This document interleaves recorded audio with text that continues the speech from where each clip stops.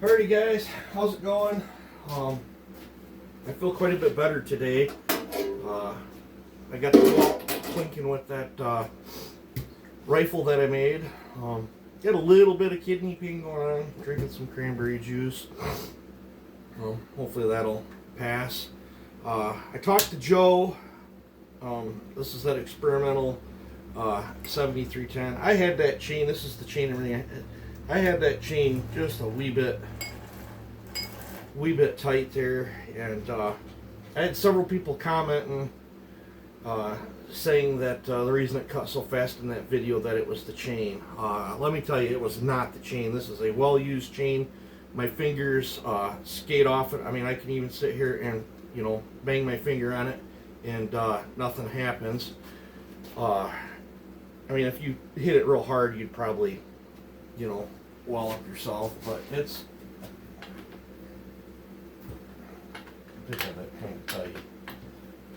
I gotta pull it off anyway. We're going to the dyno tomorrow, but I made a couple shorts. I called one Steel Killer with question mark, Husky Killer with question mark. I just said that to try to get some traction. My channels kind of took a nosedive.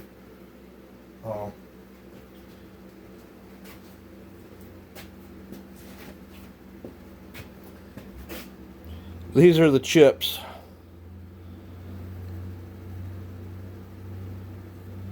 So, not a good chain by any means. Let's see if I can get this. I guess I'll spin it this way so I can reach it.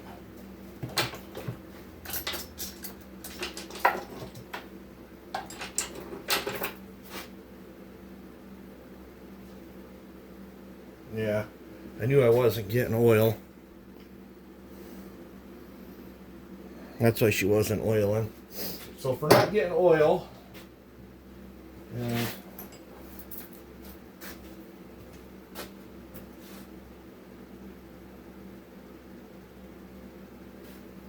try to.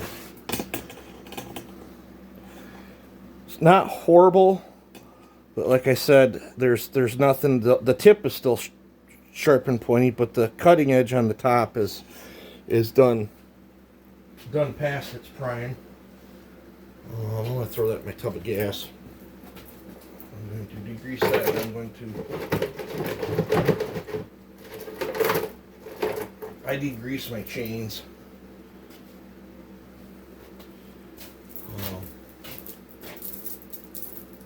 Just let this sit up here and drip dry. That way I can sharpen that up tomorrow. I'll get to clean that out. Yeah. Sharp chains don't do that. But I didn't want a good chain on it. I didn't want to see what the chain could do. I wanted a chain that I'd previously played with it on before, so I could kind of gauge the power. And I was pushing on this thing very hard. Well, so hard that I was coming through and biffing the ground with it. But she is going to the dyno tomorrow. And no matter what the results are, I will be going back into that. I wanted between 200 and 230-ish, I would say. Maybe 235 tops. But I figured we had it together, it was running. If I was going to run methanol on it, I would probably leave it where it was at. But I want to run just regular pump gas on this thing. And so we will dyno pull it, and then I'll be going back into it, and I am debating on raising the exhaust to bleed off some, and possibly cutting some more. And that gas stinks on that chain. It come out of another guy's cell that was 2 years old. Let's set that over here so I can smell it as much. But yeah, so we'll be going back into it. I'll do some more thinking. I'll be taking a custom little carb adjuster, and then this is how I set the idle on it, just in case if I got to retune that. On another note, I did manage to go out and plink with that rifle. I was doing a live the other day, and then YouTube shut it down because I was talking about my rifle build, and I don't know. I guess you can't do that. I didn't know, or I wouldn't have done it. But so that's why the rifle's not in picture. But this is where I was sighting it in at. I don't know if that's coming through on camera or not. Yeah, I guess you can see it. I pulled the bolt out of it, and you know, this was probably 20, 30 yards away here, and I looked down the bolt and lined up that red dot through the bore of the gun, and then just did some clickies. But once I got down to where the scope had moved down to here, I'd wiggled the gun, so it kind of skewed it. I took a rough guesstimation because this was my first shot after I looked down the bore, and I gave it some clickies, and I hit here, then I gave it a few more clickies back the other way, and then I hit here, and then I gave it a clicky here, gave it another couple clickies, and then that was my last shot for the sight in. And then by that time I was wet, cold, and froze. I took my coat off because where I was shooting at, the bench was covered with ice and snow, and I took my coat off and laid out over it was stuck. I couldn't get it off there. I didn't bring nothing else with me. I should have brought a blanket. I wasn't putting my brand new gun in the snow, so I took my coat off and laid the coat over my shooting bench. There's a little rickety table, and I jumped in the truck and warmed back up, and then hopped back out. The gun was ice cold by then. And I'd sighted that in because I had 2 boxes of these. These are them, they're 100 grainers, Federals. I can't remember.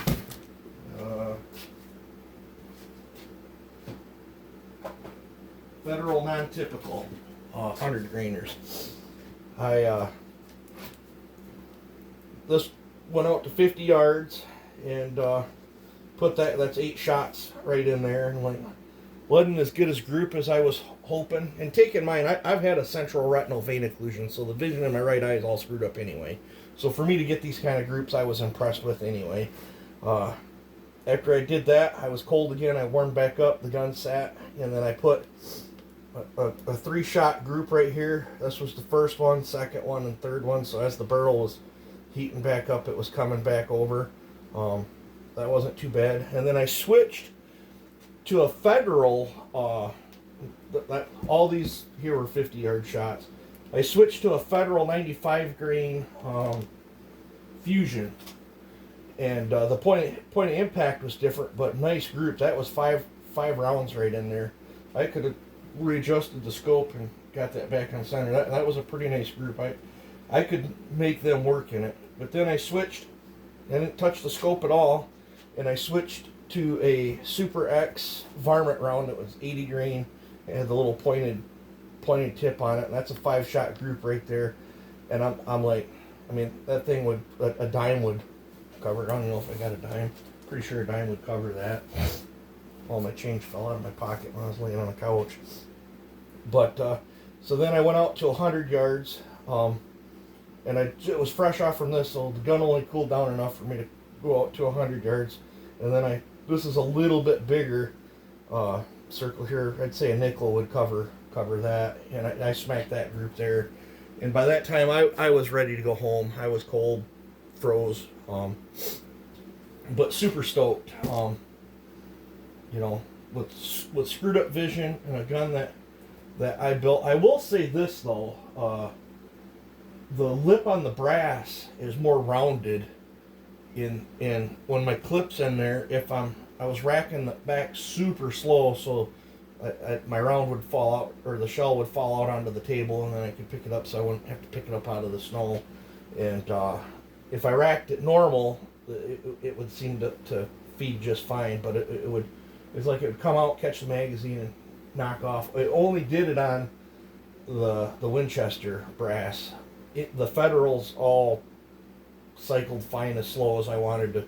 As slow as I pulled the bolt out, it would just kick it out and fall down, and I could catch it on my coat. Because I'm thinking about planning on getting into reloading.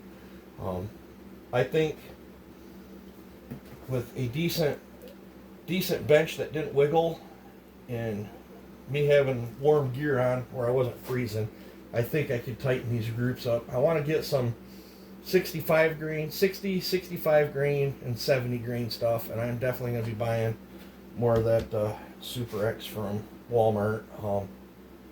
Just for with my screwed up eyeball, and for me to get that to hit that, that's, you know, now in my 20s when I had good eyes and shot all the time, these would be piss poor groups. But after you screw, you know, essentially a blood clot, from what I understand, is what took the vision out in my eye. It's crosshairs are all wonky. There's shadows in there. Straight lines aren't straight. Like if I close my eye, this X across there's all wonky. Squares are, you know, curved in. You know, these look like hourglasses if I close my good eye. So for me to get that, I'm super thrilled with that build. If I would have had that rifle in my 20s, I mean, even imagine this would probably, if it stretched out that far from just 50 yards, I imagine this would have been probably to, you know, I was hoping for what the money I dumped into that I was going to get a better group than that, but it's probably the twisting of the barrel, the length of the barrel, all that. A lot of guns are finicky. You got to find out what shoots good. But if I wanted to take that up north and go deer hunting, this is plenty accurate enough where I could take a deer out. And I think it's going to make a great coyote gun. And fun gun. It's absolutely. I'm so thrilled with how the trigger turned out on that. Of course, towards the end, especially with that one here, I think that was me. I really couldn't. I didn't have no gloves on or nothing. I really couldn't even feel my trigger when I was touching it off. I was pretty cold by that point, and my heart was pounding pretty good from running out there to get set up from the 50 to the 100 yards. I'm fat and out of shape, but very thrilled, very thrilled. I couldn't be more happy for my first home, you know, ground up rifle build, and to punch them groups like that. I'm stoked. I feel as giddy as a schoolgirl. Now I'm waiting for the weather to get better, and I got to come up with more money so I can get more ammunition. And I actually want to sit down and pump 250 rounds through that thing. I'm also looking forward to this. I'm really hoping that we broke that 8.99 horse barrier. Pretty sure I did. It was 8.9, and I think that same piece of wood, I don't remember if I had that bar on it or not, but it had gobs of RPM. I did lose a little bit of RPM with this compression. It's like she's coming up and hitting a wall. I suspect after we dyno pull it, I suspect when I go back into it, I'm hoping I can still maintain the push that I can do on it, but I'm hoping I'll be able to stretch my RPM back up into the higher notes. I mean, it's leaps and bounds above a stocker, but I do not expect it to live long with that kind of compression, so I need to bleed some of it off. I've had people want to know how long it was last. I don't know. This saw is a toy, guys. This is just a toy. I'm on a mission to beat my personal best record on these. It's nothing against nobody else. I'm stubborn, and I get goals set in my mind, and I go after them. Sometimes it's not practical, but I'm looking forward to go over and hang out with Joe tomorrow. I think I'm just bringing this. I didn't get time to go back into the FCO. Just a second, let me pause you. I swear that compressor knows when I'm making a video. But I could be out here for hours and not use that thing and it never kicks on, but the second I turn the camera on, it kicks on. But yeah, so I can't think of anything else. I'm sitting here looking around. I think everything else that I needed pulled has been pulled. or that I want to pull. The ones that I wanted pulled that I was getting rid of already went down the road. So, yeah, I think I want to go back into my 500i sometime or another. Then I'll probably get pulled again, but I don't know when I'm going to get to that. But, yeah, I don't know. Maybe this thing will lick that 500. If it does, that'd be kind of cool. Make the fanboys all upset, but I got that one video where my 8-horse one is whooping up on a stock 500, and that video is still hurting feelings to this day. Cracks me up. But yeah, so I appreciate all the nice comments and stuff on that, and yeah, I don't know what the future's gonna hold, because it sounds like I don't understand how the other YouTubers are doing it. I watch all sorts of freaking YouTube channels with firearms on them, and I make one little video and it it was going for about 7 minutes, and well, bam, shut right down, and get some notification from YouTube, and it's crazy,